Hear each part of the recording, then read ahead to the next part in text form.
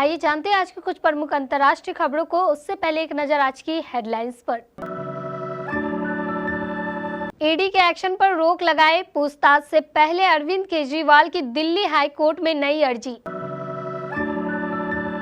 कांग्रेस ने महाराष्ट्र में 11 सीट पर उम्मीदवारों के नाम किए तय। बीजेपी से टिकट कटने की अटकलें, अखिलेश यादव ने भी दिया झटका। अब क्या करेंगे वरुण गांधी। एलविश यादव को कोर्ट से राहत, एनडीपीएस एक्ट की धाराओं में हुआ बदलाव। दिल्ली में शुरू हुआ गर्मी का सितम, 20 मार्च रहा साल का सबसे गर्म दिन। जाने अब कैसा रहेगा मौसम। साजिद ने मेरे बच्चों को क्यों मारा, मां ने खुद बताया। आखिर कैसे खुलेगा इस केस का राज। क्या पलट जाएंगे पाकिस्तान चुनाव के नतीजे, इमरान खान ने खटखटाया सुप्रीम कोर्ट का दरवाजा। जाने पूरा मामला। अमेरिका से आई ऐसी खबर, झूम उठा शेयर बाजार, सेंसेक्स ने लगाई 550 अंक की छलांग। शैतान की कमाई की रफ्तार हुई कम, 13वें दिन का कलेक्शन शॉकिंग। और इन फिरंगियों जिनका होगा आईपीएल 2024 में डेब्यू, अपने पहले सीजन में ही मचा सकता है धूम।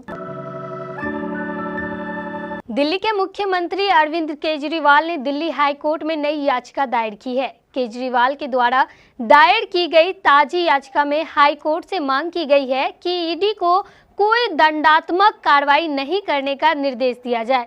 सीएम केजरीवाल ने उच्च न्यायालय से कहा कि ईडी को अदालत के समक्ष यह आश्वासन देना चाहिए कि अगर मैं समन का पालन करता हूं तो मेरे खिलाफ कोई दंडात्मक कार्रवाई नहीं की जाएगी। मुख्यमंत्री अरविंद केजरीवाल को प्रवर्तन निदेशालय ने 9वीं बार समन भेजते हुए 21 मार्च यानी आज बुलाया था। पूछताछ से पहले उन्होंने दिल्ली हाई कोर्ट का रुख किया और कोई दंडात्मक कार्रवाई नहीं किए जाने की मांग की है।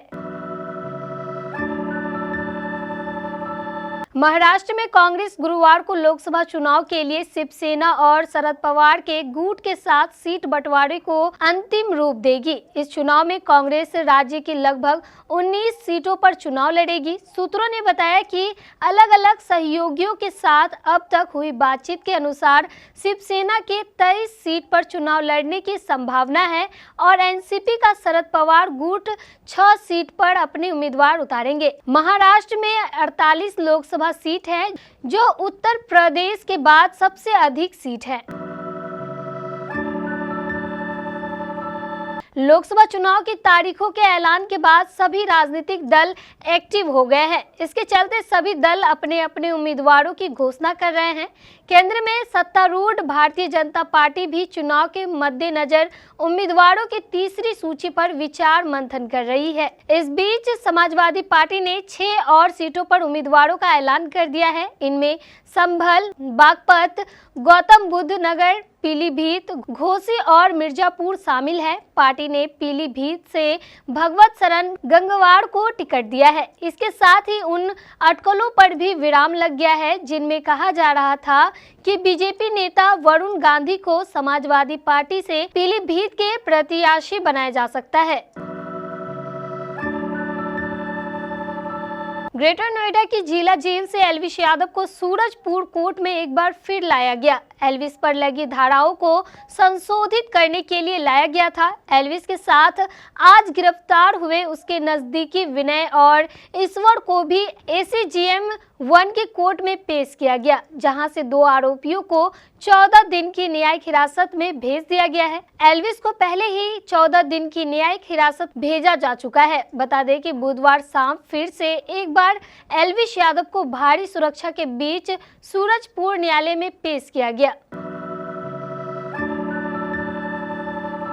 दिल्ली में 20 मार्च को अधिकतम तापमान 33.6 डिग्री सेल्सियस दर्ज किया गया, जो जनवरी के बाद से दर्ज किया गया अब तक का सबसे अधिकतम तापमान है। वहीं राष्ट्रीय राजधानी में 14 मार्च को 31.4 डिग्री सेल्सियस तापमान दर्ज किया गया था, जो इस सीजन का अब तक का दूसरा सबसे अधिकतम तापमान है। मौसम विभाग की माने तो आने वाले दिनों में दिल्ली में अधिकतम तापमान और बढ़त देखने को मिलेगी। मौसम विभाग की माने तो आने वाले दिनों में दिल्ली में अधिकतम तापमान में और बढ़त देखने को मिलेगी। मौसम विभाग की माने तो आज यानी 21 मार्च को न्यूनतम तापमान 15 डिग्री और अधिकतम तापमान 32 डिग्री दर्ज किया जा सकता है। वहीं आज नई दिल्ली में आंशिक तौर पर बादल छाए रहेंगे। शुक्रवार यानी 22 मार्च की बात करें तो न्यूनतम तापमान 14 डिग्री और अधिकतम तापमान 34 डिग्री दर्ज किया जा सकता है। वहीं शुक्रवार को आसमान साफ रहेगा। यूपी के बदायूं में 2 बच्चों की हत्या करने वाले आरोपी साजिद का पुलिस ने एनकाउंटर कर दिया है, लेकिन मृतक बच्चों की मां संगीता ने कहा कि उन्हें अभी इंसाफ नहीं मिला है। उन्होंने कहा कि दूसरे आरोपी जावेद का एनकाउंटर नहीं होना चाहिए। मृतक बच्चों की मां ने न्यूज एजेंसी से बात करते हुए पुलिस से अपील की है कि साजिद के भाई जावेद का एनकाउंटर न करे, क्योंकि अब वही एक ऐसा शख्स है जो बता सकता है कि साजिद ने बच्चों की हत्या क्यों की। इस दौरान संगीता ने यह भी कहा कि साजिद उसे भी मार डालना चाहता था। जब वह बच्चे की चीख के बाद छत की ओर भागी तो वह साजिद चिल्लाने लगा, आजा आजा। संगीता ने कहा उसने बच्चों की गर्दन ही अलग कर दी। हम देख नहीं पाए। बच्चों ने छूटने की कोशिश की लेकिन उसने नहीं छोड़ा। उसने बहुत बार चाकू से मारा, पूरी छत पर तरपा कर मारा है, वह भी छत बंद करके। उसके बाद वह मुझे भी मारने के लिए दौड़ा। पाकिस्तान में पिछले महीने चुनाव हुए थे। कई दिनों तक चले बवाल और आरोप प्रत्यारोप के बाद PMLN और PPP ने गठबंधन कर सरकार बना ली, लेकिन 1 महीना बीतने के बाद भी तूफान थमा नहीं। वोटिंग में पहले नंबर पर रहे जेल में बंद प्रधानमंत्री इमरान खान अब सुप्रीम कोर्ट पहुंच गए हैं। इमरान ने धांधली के आरोप से घिरे हालिया आम चुनाव की प्रामाणिकता की जांच के लिए सेवारत न्यायाधीशों का एक न्यायिक आयोग बनाने की मांग की है। पाकिस्तान में पिछले महीने 8 फरवरी को चुनाव हुए थे। इमरान खान की पार्टी पाकिस्तान तहरीक-ए-इंसाफ ने नतीजों को हेरफेर का आरोप लगाते हुए स्वीकार करने से इनकार कर दिया था। भारतीय शेयर बाजार में बीते कुछ दिनों से खासी उथल-पुथल देखने को मिल रही है। एक दिन बुरी तरह गिरावट और दूसरे ही दिन तेजी से निवेशकों ने हैरान कर रखा है। सप्ताह के चौथे कारोबारी दिन गुरुवार को भी शेयर बाजार खुलने के साथ ही तूफानी तेजी से भागा और बाजार ने ये रफ्तार अमेरिका से आई एक खबर के बाद पकड़ी। दरअसल अमेरिकी फेडरल रिजर्व ने ब्याज दरों को स्थिर रखा है और इसके साथ ही आने वाले समय में इसमें 3 कटौती की उम्मीद जताई है। इसका असर भारतीय बाजार पर भी देखने को मिल रहा है।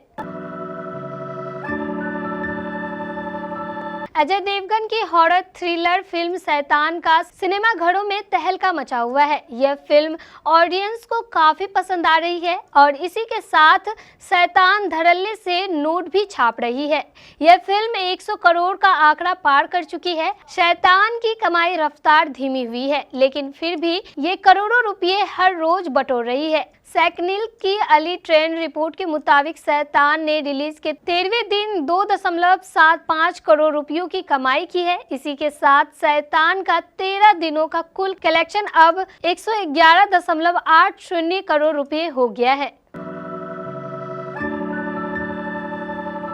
IPL 2024 के लिए 13 देशों के 332 खिलाड़ियों पर बोली लगी थी। हालांकि इसमें से अधिकतर भारत के ही थे। लीग के 17वें सीजन की शुरुआत 22 मार्च से हो रही है। ऐसे में सभी टीमें अपने धाकड़ खिलाड़ियों के मैदान में उतरेंगे। हालांकि कुछ प्लेयर ऐसे भी हैं जिन्हें IPL 2024 में पहली बार मौका मिला है। उनमें से कुछ खिलाड़ी ऐसे हैं जो अपने डेब्यू सीजन में ही धूम मचा सकते हैं। उन 5 खिलाड़ियों के बारे में जिनका यह पहला IPL होने जा रहा है।